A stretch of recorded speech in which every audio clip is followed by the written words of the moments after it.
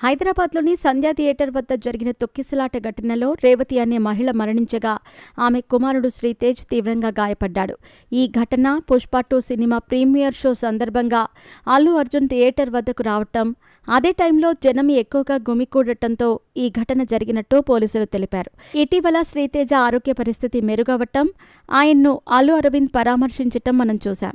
ఇక ఈ ఘటనపై న్యాయవాది రామారావు ఇమ్మనేని జాతీయ మానవ హక్కుల కమిషన్ NHRCకు ఫిర్యాదు చేశారు. పోలీసుల లాఠీచార్జ్, తగిన భద్రతా ఏర్పాట్లు లేకపోవటం వల్ల ఈ ఘటన కారణమని ఆరోపించారు. అందులో భాగంగా తాజాగా సంధ్యా థియేటర్ ఘటనపై national human rights commission CPCV ఆనంద్కు నోటీసులు జారీ చేశారు. ఆ వివరాలేంటో ఇప్పుడు చూద్దాం. సంధ్యా థియేటర్లో పుష్ప సినిమా విడుదల సమయంలో జరిగిన తొక్కిసలాటకు సంబంధించిన పూర్తి నివేదికను అందజేయాలని జనవరిలో పోలీసులు ఆదేశించినది human rights commission. Telangana director general of police DGP Jitender, Hyderabad police commissioner CPCV ఆనంద్కు 2025 జనవరి 1న నోటీసులు జారీ చేసింది. కమిషన్ 6 వారాల్లో ఈ ఘటనపై వివరణాత్మక నివేదిక సమర్పించాలని ఆదేశించింది. ఈ నోటీసులు ఫిర్యాదులో పేర్కొన్న పోలీసుల లాఠీచార్జ్, థియేటర్ వద్ద తొక్కిసలాటకు సంబంధించిన అన్ని వివరాలు అందజేయాలని తెలిపింది. ఈ ఘటనపై సీనియర్ ర్యాంక్ పోలీస్ అధికారితో విచారణకు ఆదేశించారు. అసలు పోలీసులు లాఠీచార్జికి ఎందుకు దిగారు? అలాంటి పరిస్థితుల్లో తగిన భద్రతా ఏర్పాటు ఎందుకు చేయలేదని NHRC పోలీసులను ప్రశ్నించింది.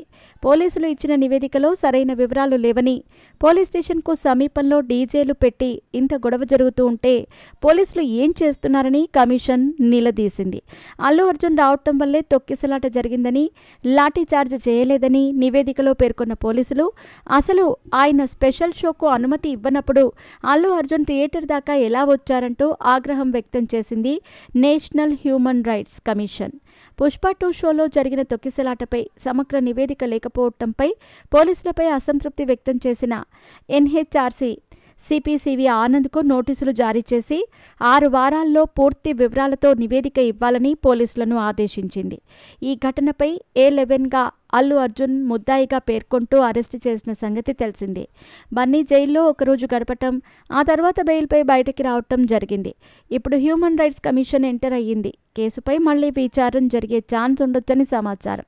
అదే జరిగితే అల్లు అర్జున్ మరోసారి పోలీస్ స్టేషన్కి వెళ్లాల్సి ఉంటుంది. మరోసారి ఆయనను ఈ కేసుపై విచారణ చేసే ఛాన్స్ ఉంది.